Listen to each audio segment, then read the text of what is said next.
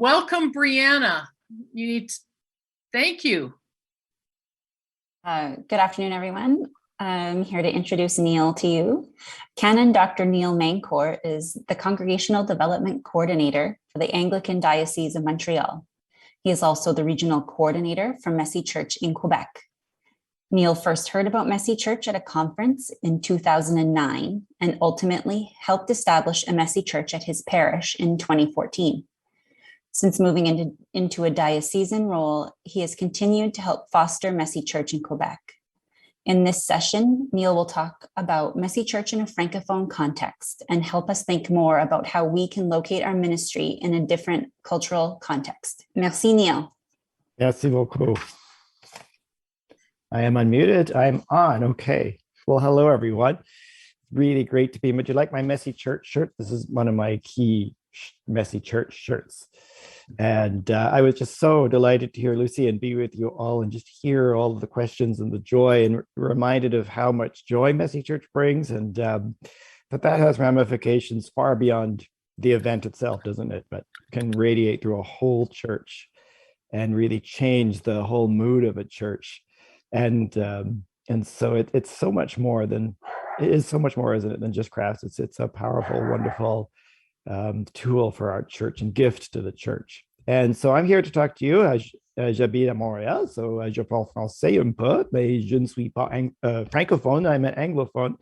But this is a French-speaking context here in Quebec. And so I want to tell you a bit about that. And my hope is for you, all of us, to think about the cultural context in which we find ourselves.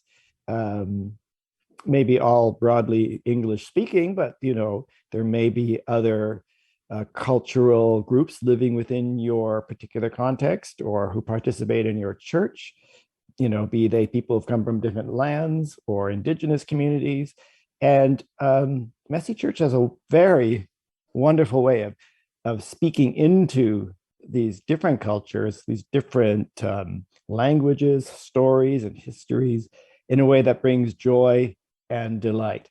And that's why I've called this Bienvenue à l'Église en désordre, because that's really the initial translation of Messy Church in French. Disordered church, that didn't make a lot of sense to French people. And so we came up, or I should say, I'm not French, so the French people in Quebec came up with l'Église Pel Mel. I'll tell you about that in a minute. We have the next slide. And just a word about myself. I put all these flags there. I thought, gosh, I've been around. And but I just put these things because they're relevant to this conversation.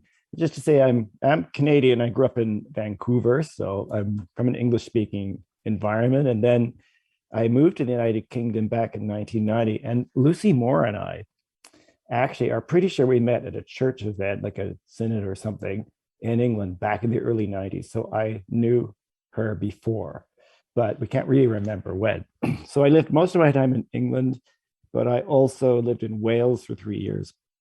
And that was the first time I ministered in an environment similar to Quebec, where issues of language, culture, story, song were very important. And you had a group of people Welsh-speaking in a much larger English-speaking world.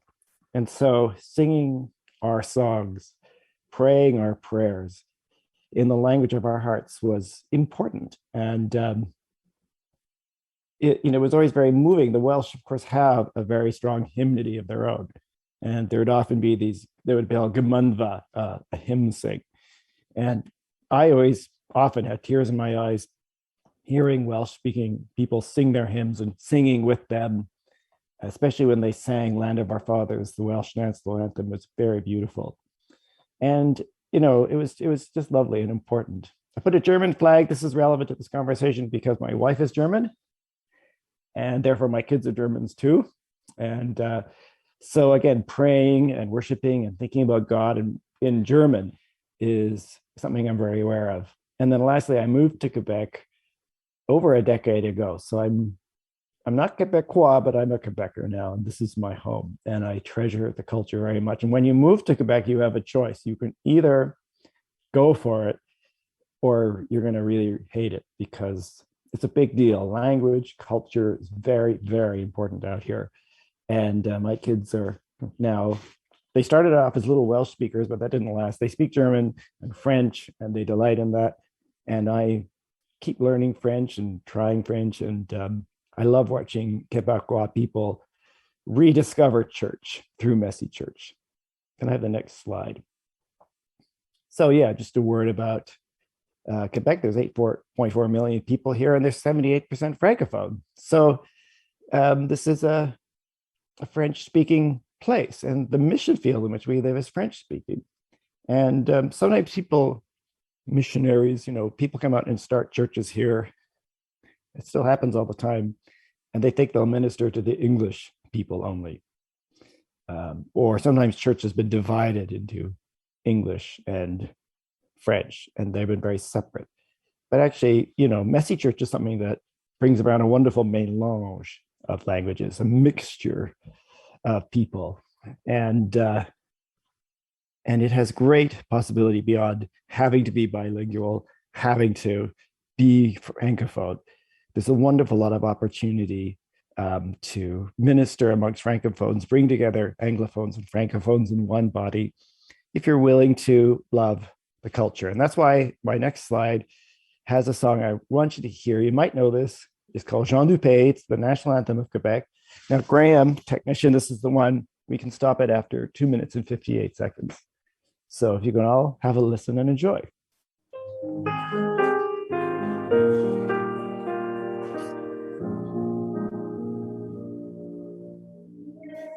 Appris pour dire je t'aime, c'est le seul qui reste au bout de nos jours.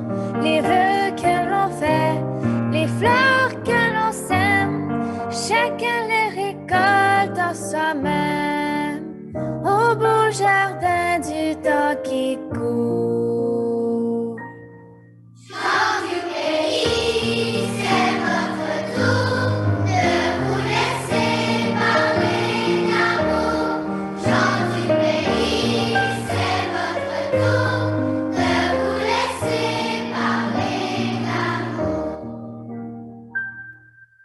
Le temps de s'aimer, le jour de le dire, font comme la neige au doigt du printemps. Fêtons de nos joies, fêtons de nos rêves, saisions nos regards semés.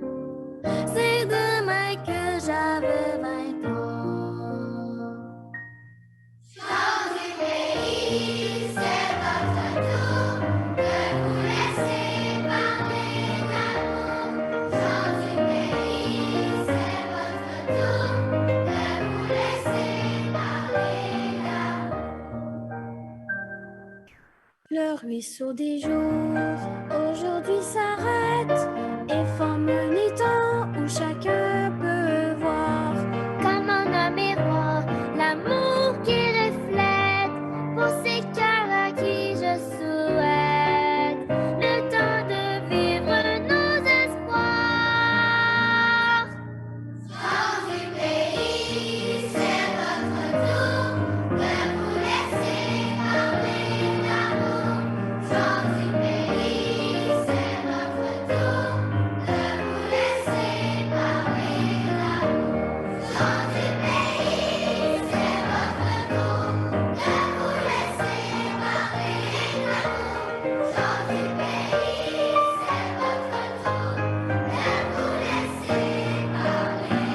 votre tour de vous laisser parler d'amour.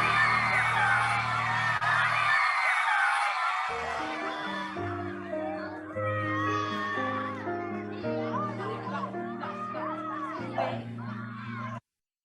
Great. Thank you so much. I'd love it if people put in the chat, what are the songs that you love to sing from the place you come? Because that is a song people just love to sing here. And it's by Gilles Vigneault, who's one of the great poets of Quebec. And it's really considered the Quebec national anthem. And I loved showing that because I was so excited to find that particular version of it, because as I said, it's being sung by children at a school just around the corner from my house. And I live in an area that used to be defined as broadly Anglophone, but there's much more of a mix going on nowadays in Quebec. And I was pleased just because as we're doing Messy Church that which is a family all age thing, but certainly has a focus on children, that we found children singing the song of this place. It's at the L'École Saint-Louis here in Pointe Claire. And I love how that it speaks about it's your time to love. It's a time to love, a time to love the place in which you live. And I think that's so crucial here in this mission field, that we love Quebec. And so that is how we came up with Église Pel Mel. Is that the next slide? Yes, it is. So what does Église Pel Mel mean? I think this is really important because, as I said, Messy Church doesn't exactly translate well into French very well. And so this was what was come up with, L'Église Pel Mel. And I checked this out with a French friend of mine today, just to make sure I was, again, right about this, because Pel Mel just means everywhere. It's church all over the place. And she kind of made these gestures like that. It's like that. That's what Église Pel Mel is. And I thought, okay, this is right, because it's this kind of filled with delight. And I think that's such an important part of Messy Church, the delight and the joy and the fun of Messy Church, that we try to convey that in whatever cultural context. So you might be in a different cultural context. As I said, there might be different groups of people who've moved to Canada around you that you minister to, or you might be in an Indigenous area. So what is it in your area that you can convey that brings delight? It also, in the same way with Messy Church, we do use the word église. Now, the word church in French for Quebecois people is extremely loaded, because there's a great tradition of a very heavy church presence, which is something they see as having shaken off. So, for example, we couldn't really just say back to church Sunday when we tried back to church Sunday. That went down like a lead balloon in French, because it's really important to the culture to have shaken that off. But when they look at Église Pel Mel, well, that's different. That kind of raises a question in the same way it does in English too. They go, Messy Church? What is that? They're used to boring church, and Messy Church kind of makes you think, all right. And at the same time, we are having the word church there because this is church, and we kind of call this church. So in the same way, Église Pel Mel helps people think about church in a different way, and to do it in a delightful way. Can I have the next slide? This is a little piece of my German family that I found out about this when we were at the last conference in England. The Kirche Kunterbund is the German version of that. And again, I think this is absolutely a delightful take on Messy Church. Does anyone know what I'm talking about? What Kunterbund refers to? Put it in. Any Germans here who know what Kunterbund will refer to? You can put it in the, because it refers to, if you didn't know this, Pippy Longstocking. Who knows the stories of Pippy Longstocking? Maybe you grew up with that. Well, in Germany, they grew up with that big time, and including my own children who are in their 20s now, because they had a German mother, they learned about Pippy Longstocking. And so the Villa Kunterbund was her house. Can I have the next slide? And that's Pippy Longstocking. That's her Villa Kunterbund. And it's this wonderful, wacky, crazy house. Again, it's all over the place. And she has a horse living there. And I love that because it absolutely brings out sheer delight to Germans. So if you say, my gosh, there's this thing called Kirche Kunterbund, they go, oh, wow, what is that? And it just brings back the most wonderful memories of something they just love. And I think that's just delightful. I love these different expressions of Messy Church. And so again, think about that. Remember the joy. Think about how it is in your context, whatever that is, you can bring joy to that sense of church. I think Crystal Getz says, Church of the Motley. Well, sort of, yeah. It's kind of church that's all kind of shaken up. But again, if you're used to a very formal, perhaps boring style of church, then that kind of that shifts it a little bit. And I have my next slide. What I want to do is take you through a bit of our context here then, and tell you a bit about Quebecois Messy Church. I've got a few short videos, and then tell a bit of a story. We'll have a little mini Messy Church online. And so this is how Messy Church and Église Pel Mel get expressed here. This again is an advertisement in both languages that comes from a Messy Church in my neighborhood. This is all from before time, sadly. But you can see it's just taking that little bit of time to be bicultural, bilingual, and invite people in either language to come. And so Messy Church in French and English, the language part of that doesn't mean that everything has to be in one or the other. Like Francophone ministry or any kind of cultural ministry to a different language can happen in completely that language, whether it's Welsh or French or whatever it is in your context, or it could be a nice mixture of both. I found that as a leader of Messy Church, that what was somehow my lead in starting to just start a conversation in French was important. And often I could just start a conversation in French and then it would take off and you'd have all these, the French people would be talking away in French, English and English, they'd be mixing back and forth because a lot of people speak both fluently. And it was a delightful melange of languages being spoken all the time. And so the effort to try to be bicultural or linguistic is really worth it because it brings joy to people and it just brings a wonderful vitality to what you're doing.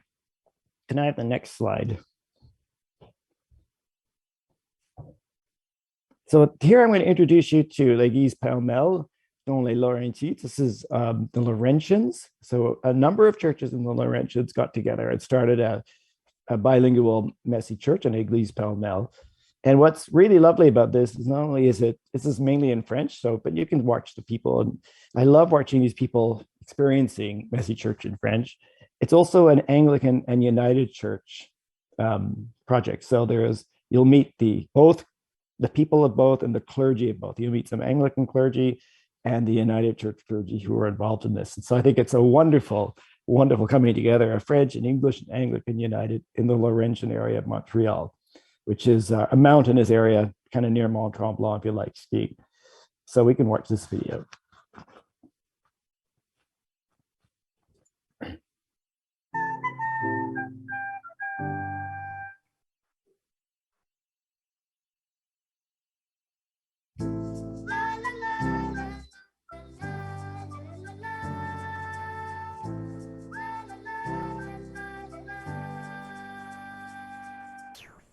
L'Église Pel Mel, pour moi, c'était un moyen de rassembler le plus d'enfants possible ensemble, parce qu'ici, on se trouve dans des paroisses rurales, souvent plus isolées. On a rassemblé les églises du ministère régional des Laurentides, de l'Église unie et de l'Église anglicane pour offrir quelque chose aux familles. Quelque chose de plus interactif, puis aussi d'intergénérationnel. On a souvent des participants qui viennent avec leurs grands-parents, par exemple. Bienvenue à l'église Pel Mel, Messy Church en anglais. La liturgie aujourd'hui, c'est la femme samaritaine au puits avec Jésus. Alors, c'est pourquoi il y a une activité d'eau. Puis, si vous allez de voyager de table à table, vous voyez, c'est tout lié à cette histoire. À cette table, on a la peinture sur des petits roches, des petites pierres de prière. Si tu veux un rappel pour garder cette pierre dans ta poche en tout temps, puis un rappel de garder l'espoir, vous écrivez l'espoir là-dessus, ici c'est en anglais en haut, ou l'amour, une petite pensée de l'amour que si jamais tu oublies ou tu sens que ça distance de votre cœur, sentir vos poches et le ressortir. Alors c'est une belle petite rappel personnel que vous choisissez vous-même en peinturant sur les pierres. Bienvenue, bienvenue, merci d'être parmi nous. Bienvenue chez vous. Bienvenue, bienvenue dans l'espoir et dans la joie. Bienvenue chez toi. Je suis membre ici à l'Église unie de Sainte-Adèle et c'est moi aujourd'hui qui ai principalement fait l'animation, la prédication. Notre thème aujourd'hui, c'était l'eau vive qu'on retrouve dans l'Évangile selon Jean. Donc, Jésus qui va au puits d'un village de Samarie rencontre une femme samaritaine. Et ce qui m'a touché un peu dans cette histoire-là, c'est que, comme on le sait, les Juifs et les Samaritains à cette époque-là, c'était vraiment deux groupes fermés qui ne se mélangeaient pas, puis qui étaient peut-être un peu même hargneux l'un envers l'autre. Et si on se met du côté de la Samaritaine, vis-à-vis des Juifs, elle était exclue. Et, mais Jésus, de manière vraiment inespérée, vient dire à une femme, premièrement, et une Samaritaine, tu fais partie du peuple de Dieu. Je pense que c'est vraiment un message fort pour moi parce que l'Église Pel Mel, c'est vraiment ça. C'est d'aller dire aux enfants, aux adolescents, même si c'est pour tout âge, l'Église, c'est pour toi aussi. Puis ça peut être différent de ce que tu as connu.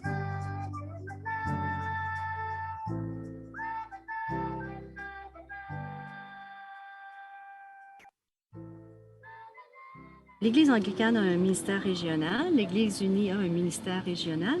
On a décidé de joindre nos efforts et puis on regroupe les enfants d'un peu partout. Les parents viennent, ou les grands-parents, bien souvent, viennent avec leurs petits et on fait l'Église Pel Mel.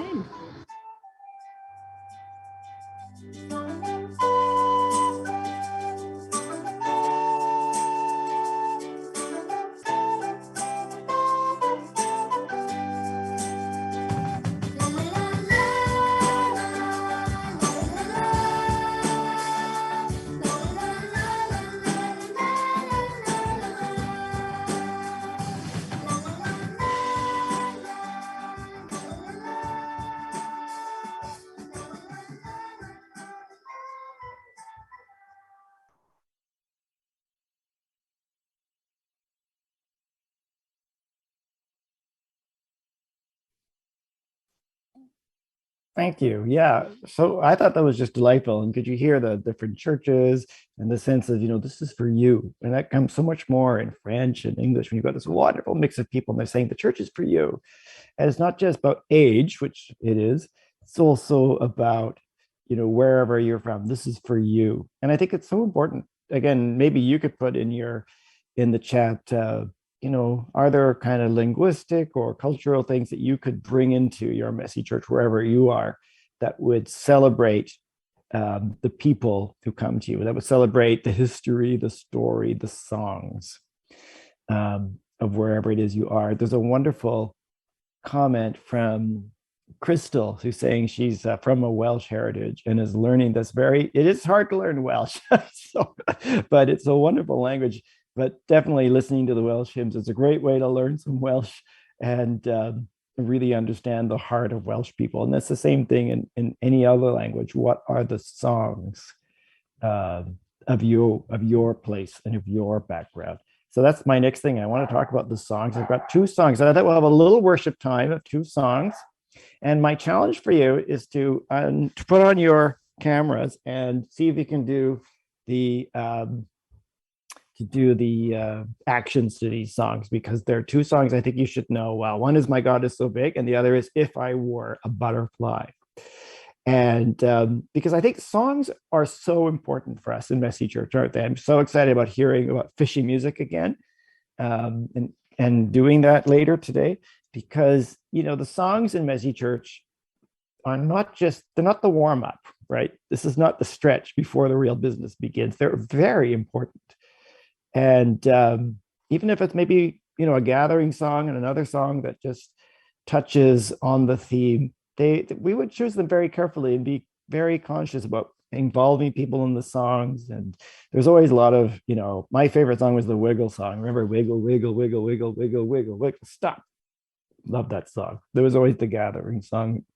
But when we sing songs, we're telling stories, we're rejoicing in God, and we're learning the faith. And how many people still know the songs from years ago in Sunday school? And so it's very important to do that in the language of your heart and to allow people to do that. When I was in Wales, as I said, the Welsh have a wonderful, wonderful hymnody. It was so moving. But they would also started translating contemporary praise songs into Welsh. And it was interesting being in a church that has praise songs. It was kind of an English thing, people praising like that. It was very moving when they started translating those songs into Welsh, and there would be Welsh speakers, sometimes with tears streaming down their eyes, worshiping in that way, because we, bothered to translate songs into Welsh, songs of the heart. And so it's the same thing with French, and we'll often mix them back and forth in church. So we've got 2 songs. Let's see if we can all do the emotions. Let's see if it touches your heart. My God is so big.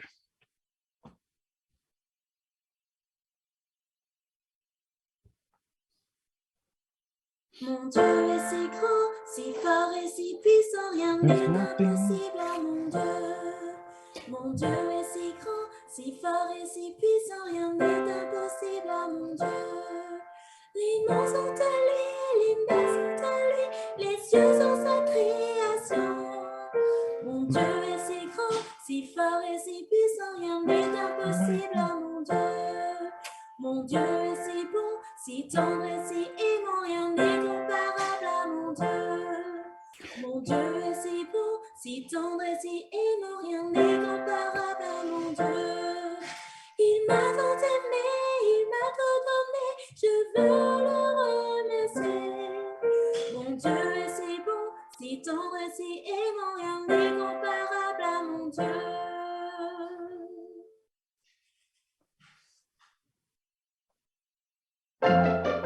Oh, now we'll have some fun. La joie au cœur frappe des mains. Yes, this is the one. Love this song. You know this one. Si j'étais un papillon. If I were a butterfly. Let's sing in French.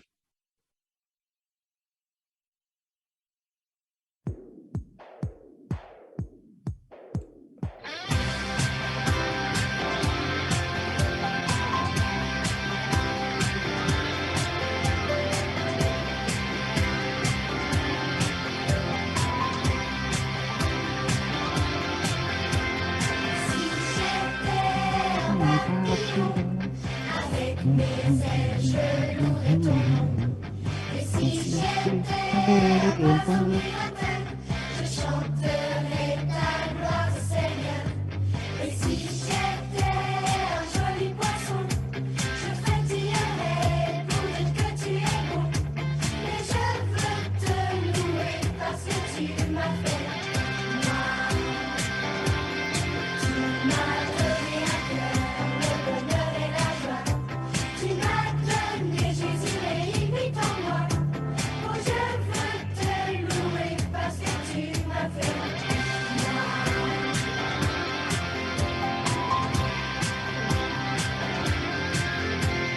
si j'étais un éléphant, ma troupe bénirait l'Éternel. Et si j'étais un kangourou, je sauterais jusqu'au ciel. Et si j'étais un ouistiti, je serais content d'être aussi joli. Mais je veux te louer parce que tu m'as fait. Tu m'as donné un cœur, le bonheur et la joie. Tu m'as donné Jésus et il vit en moi. Moi je veux te louer parce que tu m'as fait.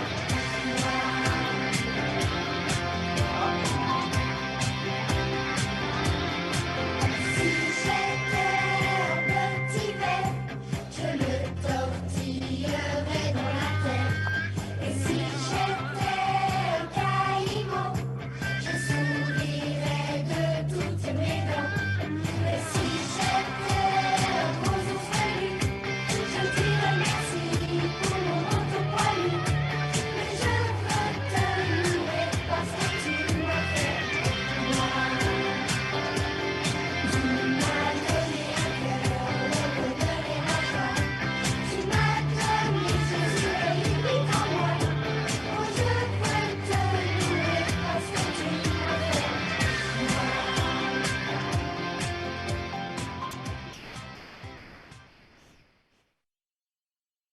That wasn't fun. Can you just go back one for a sec? We were just making that up, by the way. Sorry, I always just end up making them up, I don't know. But I love that song so much. It's one we all know really well, but so lovely. It's just such a joyful song towards people in whatever language. And someone here made a comment about, yeah, Jeff says, I like that practice. Celebrate the history, the stories, the songs of where you are, your place in history. And it's right, isn't it? It's in Canada, we learn to allow everyone to celebrate their history. And someone, where is it? There was one other comment. Oh yeah, about Spanish language speakers. Important for where you are. Crystal mentioned that. And to talk about how what the words and symbols mean. And that's right, because they don't always translate straight across. And they often have very different associations. Like I said, in Quebec, the word église is extremely loaded. I will say that when we did Messy Confirmation, which was one of the most exciting things, we had a number of French people who were excited to be confirmed in Messy Church. It was wonderful. The bishop came and was really game to do a Messy Church confirmation. And but we had to really explain things. So when we particularly made the promise, like to the you promised the Apostolic and Catholic Church, right? We had to explain what that actually meant, because for a Quebecer that was very, very loaded. What are they signing up to? So yeah, some great comments. Now we're going to do the stories. So you can go on to the next slide. Oh yeah, but the reason I put there, I said si j'étais un papillon, by the way. That's just a little grammar thing. In French, the si plus imperfect plus conditional. So if I were a butterfly, I would. Just because I wanted to show off that I've studied French. Anyways, but I'm happy to talk, Crystal, about Messy Confirmation anytime. Now the stories, can you have the next slide? Of course, we know that stories are a part of every Messy church.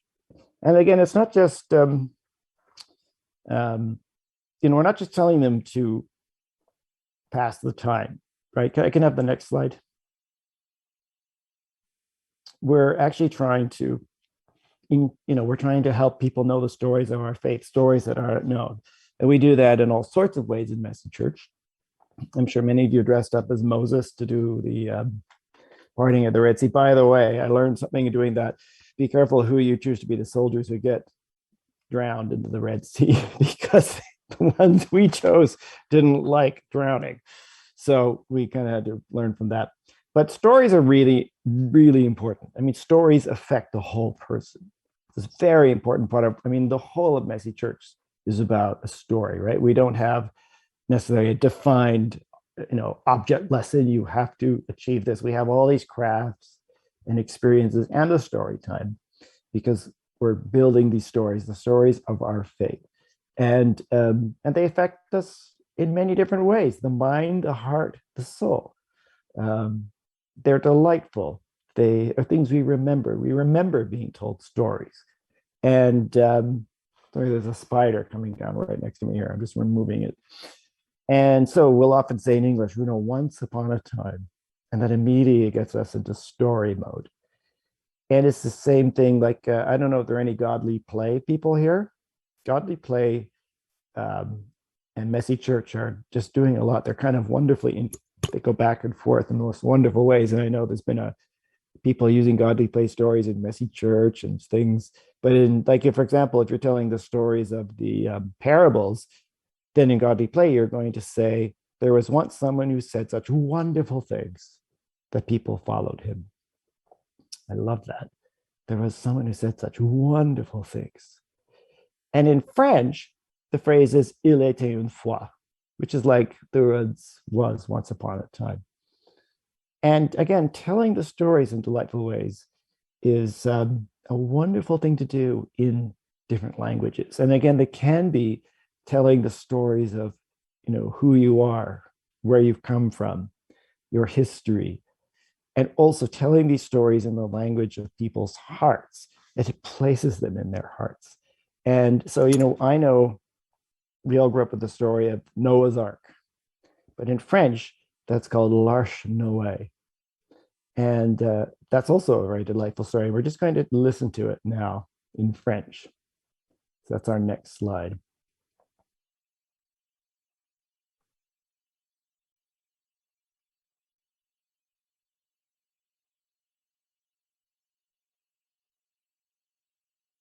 L'arche de Noé. Il y avait beaucoup, beaucoup de gens vivant dans le monde, et leur cœur était si plein de péchés que leurs pensées et leurs paroles et leurs actes étaient tous très méchants. Ils ne cherchaient pas du tout à plaire à Dieu. Ils ne l'aimaient pas. Ils ne le remerciaient pas pour ses bienfaits, pour la nourriture, les logements et le soleil qu'il avait créés pour eux. Ils n'enseignaient pas à leurs enfants à aimer les choses bonnes, pures, mais au contraire, leur permettaient de grandir et de devenir des hommes et des femmes comme eux. Les péchés étaient partout. Enfin, un jour, Dieu décida de détruire tout le peuple, car il n'était plus en état de vivre. Il regrettait d'avoir créé l'homme. Il pensait que l'homme détruirait tout, les gens, les animaux et toutes les créatures qui vivaient sur la terre. Il planifia de faire un déluge d'eau pour couvrir la terre. Mais alors, Dieu se rappela de Noé. Noé était un homme qui avait essayé de faire le bien, indépendamment de tout son entourage d'hommes méchants, et il avait enseigné à ses fils à faire de même. Dieu était content de Noé et de ses fils. Parfois, il parlait à Noé. Il décida donc de lui parler de son plan de détruire le monde. Mais parce que Noé et sa famille avaient essayé de faire le bien et avaient foi en Dieu, Dieu promit qu'il ne serait pas détruit avec les hommes méchants.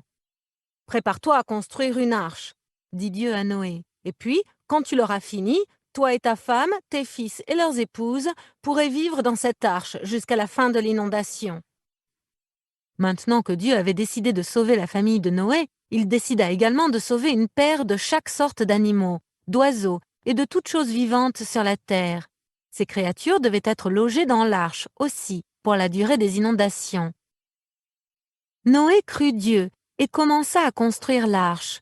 Pendant une longue période, alors que d'autres continuèrent à être méchants, Noé et ses fils travaillaient, sciaient des planches et enfonçaient des clous pour fabriquer toutes les parties de l'arche. Chaque clou fut enfoncé solidement en place, les intérieurs des murs finis, et chaque partie était prête à l'assemblage. Sans doute, les gens riaient beaucoup du vieux fidèle Noé et de ses 3 fils. Ils pensaient que seul un homme fou pouvait croire qu'il arriverait quelque chose comme une inondation. Noé continua néanmoins de les avertir qu'ils devaient se repentir de leurs péchés, ou Dieu les détruirait. Un jour, lorsque l'arche fut achevée, Dieu appela Noé et lui dit d'aller chercher son épouse, ses 3 fils et leurs épouses, et de monter dans l'arche. Tous les animaux étaient également venus, 2 de chaque espèce. Quand ils furent tous à l'intérieur de l'arche, Dieu lui-même ferma la porte. Après quelques jours, la pluie commença à tomber. Et quelle pluie! Bientôt, les ruisseaux minuscules étaient de déchaînés torrents, et les rivières débordaient de leurs lits. Les gens commencèrent à abandonner leurs foyers et se précipitèrent vers les collines. Les animaux aussi tentèrent de trouver un lieu de refuge et à l'abri de la tempête. Mais il continua de pleuvoir, et les eaux montèrent de plus en plus haut, jusqu'à ce que tout le monde comprenne enfin que Noé avait dit la vérité. Mais maintenant, il était trop tard pour se repentir et se réfugier dans l'arche, car Dieu avait fermé la porte. Et donc, quand les eaux se glissèrent jusqu'à la cime des collines et des montagnes et les ensevelirent hors de vue, tous les êtres vivants sur terre disparurent. Ceux de l'arche furent les seuls à rester en vie. Pendant 40 jours et nuits, la pluie continua, mais Noé et sa famille étaient en sécurité. Lorsque les eaux furent assez hautes, elles décollèrent l'arche du sol, et elle commença à flotter comme un grand navire par-dessus l'inondation. Pendant 6 mois et plus, elle flotta au-dessus de la terre recouverte d'eau. Puis, un jour, elle s'immobilisa. Dieu avait fait souffler du vent sur les eaux pour les assécher, et comme le niveau des eaux était devenu graduellement plus faible, l'arche s'était ancrée au sommet d'une montagne. Ici, elle resta 2 mois, et pendant tout ce temps, le niveau continuait de baisser plus bas sur les flancs des montagnes. Après avoir attendu un certain temps, Noé ouvrit une fenêtre près du toit. Il permit à un corbeau de s'envoler par la fenêtre. Le corbeau avait des ailes solides, et l'oiseau vola en va-et-vient jusqu'à ce que les eaux aient disparu. Après quelques jours, Noé lâcha une colombe, mais la colombe ne put trouver un endroit pour construire son nid. Alors, elle retourna bientôt à l'arche. Une autre semaine passa, et Noé envoya une fois de plus la colombe. Elle resta dehors plus longtemps cette fois, et quand le soir arriva, elle vola vers Noé, avec une feuille d'olive verte dans sa bouche. Noé et sa famille comprirent que les eaux retournaient dans les rivières et les mers et que la terre redevenait verte et belle. Ils attendirent encore une semaine, et quand Noé envoya la colombe, elle partit loin et ne revint jamais. Noé pensait maintenant que le moment était venu d'ouvrir le toit et regarder dehors. Comme il était heureux de revoir la terre ferme. Plus d'1 an s'était écoulé depuis que Dieu les avait mis à l'intérieur de l'arche. Et Dieu lui dit, « Sors de l'arche avec ta femme, tes fils et leurs épouses, et tous les êtres vivants qui sont avec vous dans l'arche. » Noé ouvrit la grande porte. Alors sa famille et lui, et tous les animaux, commencèrent à vivre sur la terre, comme ils l'avaient fait avant le déluge. Noé était reconnaissant envers Dieu, car sa vie et celle de sa famille avaient été épargnées, alors que tous les autres avaient péri.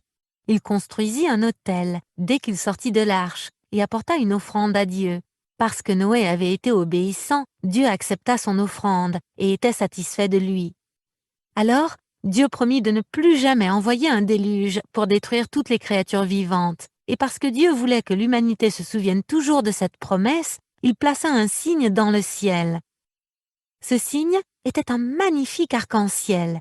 Alors, chaque fois que vous voyez un arc-en-ciel, c'est la promesse de Dieu à l'humanité tout entière. Fin.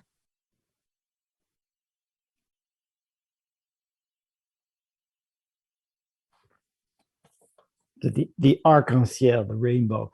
That's a wonderful French phrase. And you'll often find what we call garderies, nurseries called, garderie arc-en-ciel. And I just think that, it reminds us that these stories are not just our stories, are they? They're not English stories.